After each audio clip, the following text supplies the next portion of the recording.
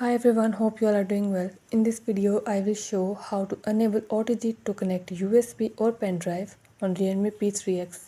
Therefore, starting this video, please press the bell icon or do subscribe this channel. Let's start our video without wasting any time.